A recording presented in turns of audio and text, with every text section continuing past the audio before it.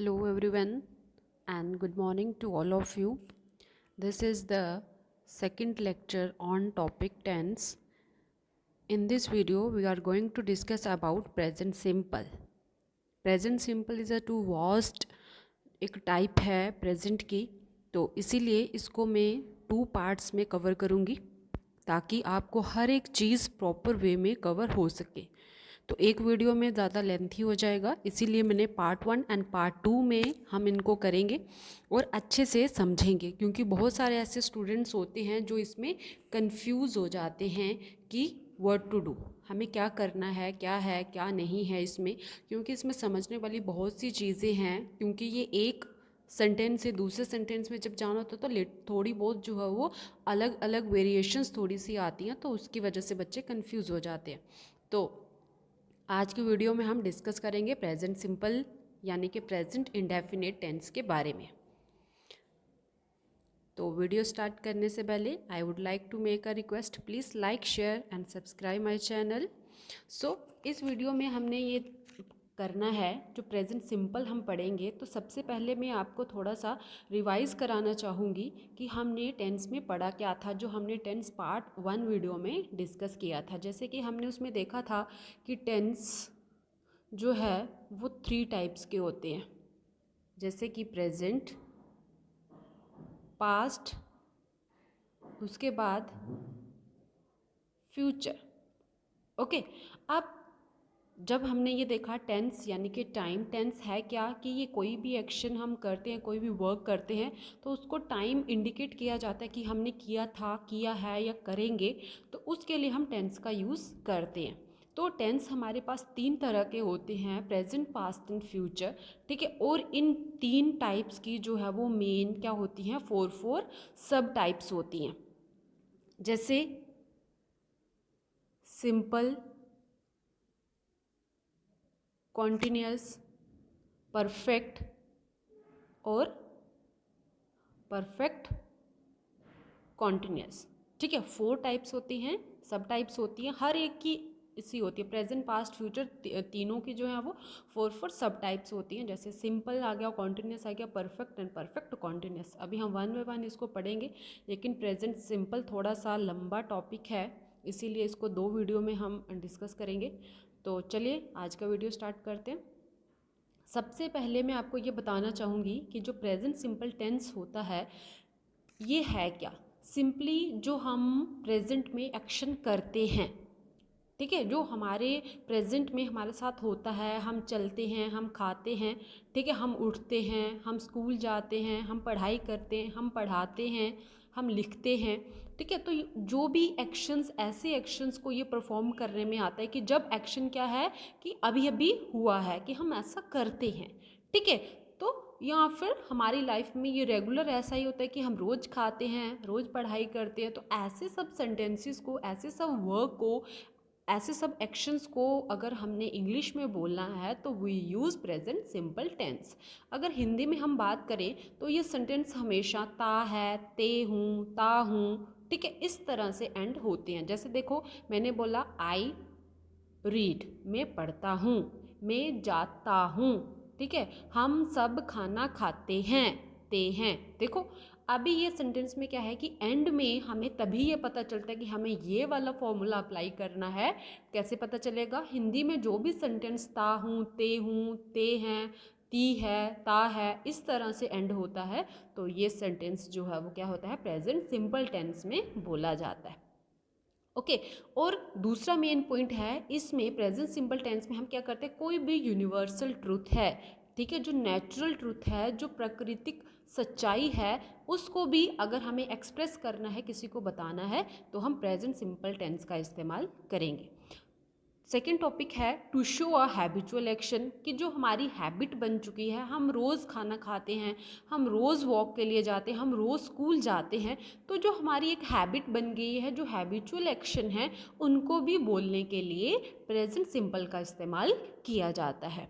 In short आपने ये याद रखना है कि कोई भी जो बात है, कोई भी आपका जो एक्शन है, वो रेगुलरली आप अपनी लाइफ में करते हो या जो अभी अभी आपकी लाइफ में हुआ, ठीक है। उन सब एक्शंस को क्या है बोलने के लिए हम प्रेजेंट सिंपल टेंस का यूज़ करते हैं। कोई यूनिवर्सल ट्रूथ है, हैबिचुअल फैक्ट है, तो इन सब को भी एक्सप्रेस करने के लिए we have to use present simple tense. Okay, so next, अभी यहाँ पे कुछ आपने मेन पॉइंट्स जो हैं वो लर्न रखने हैं, याद रखने हैं प्रेजेंट सिंपल यानी कि प्रेजेंट इंडेफिनिट टेंस को समझने के लिए। ये आपके माइंड में आपने हमेशा रखने हैं, तभी आप इस को जो वो अच्छे से समझ पाओगे। आपने अपनी अपनी नोटबुक पे भी आप नोट कर सकते हो, ताकि आपको बार बार अब जब आप इसको देखो तो आपको ये जो है वो रिवाइज होते जाएं।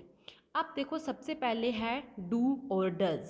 इसमें क्या होता है, डू और डज जो है प्रेजेंट इंडेफिनिट यानी कि प्रेजेंट सिंपल टेंस में डू और डज को एक हेल्पिंग वर्ब की तरह यूज़ किया जाता है। हेल्पिंग वर्ब क्या होते हैं, जो मेन वर्ब को सपोर्ट करता है। ठीक है, supporting helping verb, sorry supporting verb या फिर हेल्पिंग वर्ब, जो मेन वर्ब को सेंटेंस कंप्लीट करने में हेल्प करता है उसको कहते हैं हेल्पिंग वर्ब। अब डू और डज ये दो हेल्पिंग वर्ब की तरह जो है वो प्रेजेंट इंडेफिनिट टेंस में यूज़ होते हैं। ऐसे तो डू जो है वो मेन वर्ब में भी काम करता है, लेकिन यहाँ पे डू और डज हेल्पिंग वर्ब का काम भी करते हैं। उसके बाद दूसरी मेन बात इसमें जो आपने लर्न रखनी है वो ये कि हम क्या करते हैं, इसमें V1 का इस्तेमाल करते हैं। हम present indefinite tense, present simple tense को जब हम बोलते हैं, लिखते हैं, तो हम वहाँ पे हमेशा V1 यानी कि first form of the verb का यूज़ करते हैं। कभी कभी हम क्या करते हैं, V1 प्लस एस और ES का इस्तेमाल भी करते हैं, यानी कि first form of the verb के साथ एस लगा देते हैं, जैसे प्ले प्लेज, गो गोज। इस तरह से हम एस और ES का इस्तेमाल भी करते हैं। तो आपने ये याद रखना है कि हमने V1 सिंगल जो एक नॉर्मल जो इंडेफिनिट टाइप है, ठीक है, प्रेजेंट टाइप है, first form of the verb है, वो कहाँ यूज़ की जाती है और V1 प्लस एस और ES कब लगाया जाएगा, ये हम थोड़ा सा अब थॉरोली इसको डिस्कस करेंगे। अब देखो, सबसे पहले V1 का इस्तेमाल हम तब करेंगे, हम उसके साथ एस और ES का इस्तेमाल नहीं करेंगे, जब हमारे पास क्या होगा, फर्स्ट पर्सन प्रोनाउन होंगे, यानी कि आई या फिर वी। सेकंड पर्सन प्रोनाउन होगा, यानी कि यू। ठीक है, उसके बाद थर्ड पर्सन प्रोनाउन, ठीक है, थर्ड पर्सन लेकिन प्लूरल यानी कि दे। ओके, और एनी प्लूरल नाउन, कोई भी प्लूरल नाउन हो गया, स्टूडेंट्स हो गया, टीचर्स हो गया, सीता एंड गीता हो गया। ठीक है, जब सब्जेक्ट क्या होगा, प्लूरल हो जाएगा, मतलब एक से ज़्यादा सब्जेक्ट हो जाएंगे, तो उस केस में भी हमने V1 का ही इस्तेमाल करना है। नेक्स्ट पॉइंट है V1 प्लस एस और ES, कि V1 के साथ first form of the verb के साथ हमने एस और ES का इस्तेमाल कब करना है। अब कब करेंगे, जब हमारा सब्जेक्ट क्या होगा, थर्ड पर्सन सिंगुलर होगा, या कोई सिंगुलर नाउन या सिंगुलर सब्जेक्ट अगर सेंटेंस के स्टार्टिंग में है, सेंटेंस में सिंगल सब्जेक्ट है या फिर थर्ड पर्सन सिंगुलर हैं, तो वहाँ पे हमने एस और ES का इस्तेमाल करना है, यानी कि ही, शी, इट, ये हैं आपके third person singular pronoun. Okay, तो ये चीज़ आप दोबारा से एक बार जो है वो देख लीजिए, समझ लीजिए कि हमने डू और डज का इस्तेमाल क्या करना है, एज अ हेल्पिंग वर्ब की तरह करना है। V1 का इस्तेमाल किया जाता है प्रेजेंट इंडेफिनिट टेंस में, कभी कभी V1 प्लस एस और ES का भी इस्तेमाल किया जाता है। उसके बाद V1 हम तब लगाएंगे जब हमारा सब्जेक्ट क्या होगा, फर्स्ट पर्सन प्रोनाउन होगा, सेकंड पर्सन प्रोनाउन होगा, या फिर थर्ड पर्सन प्लूरल प्रोनाउन होगा, या कोई भी प्लूरल नाउन या प्लूरल सब्जेक्ट अगर सेंटेंस में है तो हमने V1 का इस्तेमाल करना है। नेक्स्ट है हमारा V1 प्लस एस और ES, तो ये हम कब करेंगे यूज़, जब हमारा सब्जेक्ट यानी कि एक्शन करने वाला, बात करने वाला, जो भी एक्शन परफॉर्म कर रहा है वो, ठीक है, वो क्या होगा, थर्ड पर्सन सिंगुलर प्रोनाउन होगा, यानी कि ही, शी या फिर इट होगा, या फिर किसी का सिंगुलर नाउन या सिंगुलर सब्जेक्ट होगा, जैसे राम, श्याम, सीता, गीता, मीता। इस तरह से वन सब्जेक्ट अगर होगा सिंगुलर में तो हमने तब भी V1 के साथ एस और ES का इस्तेमाल करना है। ओके, सो चलिए नेक्स्ट की तरफ। अभी मेन इसमें यूज़ ये आता है डू और डज का। जैसे V1 प्लस एस और ईएस का इस्तेमाल हमने सीखा, उसी तरह से आपने डू और डज का इस्तेमाल भी जो है वो देखना है कि हम किस तरह से इसको करते हैं। ठीक है, तो सबसे पहले हमारा है डू और डज, यानी कि मैंने आपको पहले ही बताया कि डू और does as a helping verb use होंगे present indefinite, present simple tense में। तो डू किन के साथ लगेगा एज अ हेल्पिंग वर्ब? कब लगेगा? जब हमारा सब्जेक्ट क्या होगा, फर्स्ट पर्सन प्रोनाउन यानी कि आई और वी होगा, सेकंड पर्सन प्रोनाउन यानी कि यू होगा, third person pronoun plural pronoun होगा यानी कि दे, या कोई भी सिंगुलर सब्जेक्ट या सिंगुलर नाउन हो, सॉरी प्लूरल सब्जेक्ट या प्लूरल नाउन होगा, तो हमने डू का इस्तेमाल करना है। आपने एक और याद रख लेना है कि जिनके साथ हम V1 का इस्तेमाल कर रहे हैं उनके साथ ही डू आएगा। ठीक है, वही रूल है कि जिसके साथ हमने सिंपल V1 का इस्तेमाल किया, जिन सब्जेक्ट के साथ, जिन एक्शन करने वालों के साथ, कर्ता जिसको कहते हैं, उनके साथ हमने डू का इस्तेमाल करना है। और डज का इस्तेमाल कैसे केसेस में होगा? जब हमारा क्या होगा, third person plural sorry singular जो है वो सब्जेक्ट होंगे, यानी कि ही, शी, इट या कोई भी सिंगुलर नाउन या सिंगुलर सब्जेक्ट हमारा होगा, सिंगल यानी कि वन होगा, तो तब हमने डज लगाना है। तो इसका आपने ये ध्यान रखना है कि जिन भी सब्जेक्ट के साथ एस और ई एस का इस्तेमाल होता है उनके साथ आपने क्या करना है, डज का इस्तेमाल करना है। ठीक है, लेकिन आपने एक और भी बात नोट रखनी है कि हम जब भी डू और डज का इस्तेमाल करेंगे तो ये या तो सेंटेंस नेगेटिव होगा, ठीक है, या फिर इंटेरोगेटिव होगा। समझ आई कि हमने क्या करना है, सब्जेक्ट जब नेगेटिव है, इंटेरोगेटिव है, इंट्रोनेगेटिव है, तब हमने डू और डज का इस्तेमाल करना है एज अ हेल्पिंग वर्ब। अगर सेंटेंस एफ्रमेटिव है यानी कि पॉजिटिव है, वहाँ पे हमने एस और यस का इस्तेमाल नहीं करना है, सॉरी डू और डज का इस्तेमाल नहीं करना है। ठीक है, ये वहाँ पे हाइड रहते हैं। वो हाइड कैसे रहते हैं अभी मैं आपको जो है वो नेक्स्ट समझाती हूँ। तो नेक्स्ट देखिए, फर्स्ट है फॉर्मेशन ऑफ सेंटेंस। जो एफ्रमेटिव यानी कि जो पॉजिटिव सेंटेंस होते हैं वो कैसे बनाए जाते हैं। ओके, अब इनमें क्या होता है, हमारे पास सब्जेक्ट प्लस V1 या फिर V1 प्लस एस और एस प्लस ऑब्जेक्ट। तो मैंने आपको सब्जेक्ट का क्या बताया, एक्शन करने वाला कि कौन परफॉर्म कर रहा है, तो उसके अकॉर्डिंग आपने V1 लगाना है या फिर V1 प्लस एस और एस का इस्तेमाल करना है। तो ये हमें सब्जेक्ट देख के ही पता चलेगा कि हमने V1 लगाना है या V1 प्लस एस और ES लगाना है। अब जैसे देखो, I play with my toys, I है, I is a first person pronoun I, तो उसके साथ हमने पढ़ा था कि V1 का इस्तेमाल होगा, तो इसके साथ हमने क्या लगाया, V1। ठीक है, इसके साथ देखो प्ले के साथ एस का इस्तेमाल नहीं हुआ क्योंकि सब्जेक्ट हमारा क्या है, आई है, फर्स्ट पर्सन प्रोनाउन है। ओके, उसके बाद है next, we go to school, we is also a first person plural, तो ये भी फर्स्ट पर्सन प्रोनाउन है, तो इसके साथ भी एस और इसका इस्तेमाल नहीं हुआ। ठीक है, जैसे ही रीड्स अ बुक, तो ही रीड, रीड ऐसे पढ़ते हैं first form of the verb को, लेकिन इसके साथ एस का इस्तेमाल हुआ। वो क्यों? क्योंकि यहाँ पे सब्जेक्ट क्या है, ही है। दे है, रीमा सिंग्स वेल, रीमा भी सिंगुलर है, एक लड़की है। ठीक है, तो सिंग प्लस एस यानी कि first form of the verb plus S. उसके बाद रीमा एंड सीमा, अब यहाँ पे सब्जेक्ट प्लूरल हो गया, दो हो गए, तो हमने एस का इस्तेमाल वर्ब के साथ से हटा दिया, क्योंकि अकॉर्डिंग टू द रूल हमें एस और एस का इस्तेमाल कब करना है, जब हमारा सब्जेक्ट क्या होगा, सिंगुलर होगा। The students obey their teacher, अब students is also a plural, तो obey is a first form of the verb, तो इसके साथ एस और एस का इस्तेमाल हमने नहीं किया, वो इसीलिए कि सब्जेक्ट क्या है, प्लूरल है। ओके, तो ये चीज़ आपने हमेशा अपने दिमाग में रखनी है कि V1 प्लस एस और एस कहाँ लगना है और V1 कहाँ लगना है।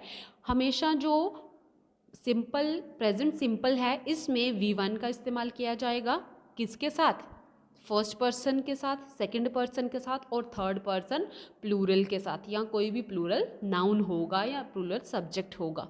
और V1 प्लस एस और यस कब करना है, जब हमारे पास सब्जेक्ट क्या होगा, ही, शी या फिर इट या कोई भी सिंगुलर होगा। जैसे हमने यहाँ पे रीमा सिंगल है, ठीक है, तो ऐसे केसेस में हमने क्या करना है, इस तरह से इसको जो है वो इस्तेमाल करना है V1 का।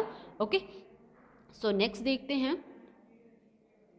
अभी जो नेगेटिव सेंटेंस हैं, नेगेटिव सेंटेंस को कैसे हम बनाएंगे, इसका सिंटेक्स आप देख लो। सब्जेक्ट हेल्पिंग वर्ब लगाने हैं, डू, डज प्लस नॉट। अभी नेगेटिव सेंटेंस में हम देखेंगे तो नेगेटिव सेंटेंस में क्या है, हमारे पास हेल्पिंग वर्ब लगेगा डू और डज, उसके साथ नॉट तो लगेगा because it is a negative sentence, तो V1 प्लस ऑब्जेक्ट।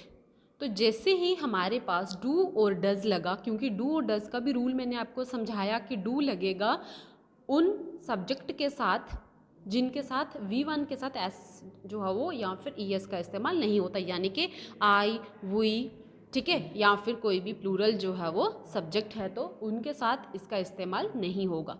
तो उसी तरह से डू का इस्तेमाल आपने करना है और डज का इस्तेमाल करना है। लेकिन एक बात आपने और लर्न रखनी है, जब आपने डू या फिर यानी कि बिकॉज ऑब्वियसली डज लग रहा है, तो ऐसे केसेस में आपने अब नेगेटिव जब सेंटेंस होगा तो V1 के साथ से एस और ES का यूज़ हटा देना है। वो आप अब नहीं करोगे क्योंकि डू के साथ ऑलरेडी ES लग गया और वो हेल्पिंग वर्ब एज अ क्या बन गया, डज बन गया, ठीक है। तो ऐसे में क्या करना है आपने, जब भी आपने डज का इस्तेमाल किया नेगेटिव में या इंटेरोगेटिव में, तो आपने V1 के साथ से एस और ES का इस्तेमाल हटा देना है। अब जैसे देखो एग्जाम्पल देख लो, रीमा डज नॉट लगा है तो सिंग है वेल, ठीक है, यहाँ पे एस और ES का इस्तेमाल नहीं हुआ। जबकि अगर हम पॉजिटिव सेंटेंस की बात करते तो यहाँ पे क्या था, सिंग्स एस आ रहा था V1 के साथ। लेकिन अभी जैसे ही हमारा सेंटेंस नेगेटिव हुआ और हमने does as a helping verb लगा दिया, तो हमने वर्ब के साथ से एस और ES का इस्तेमाल हटा देना है। ये आपने याद रखना है क्योंकि ये ही बहुत ज़्यादा कन्फ्यूज़न क्रिएट करते हैं।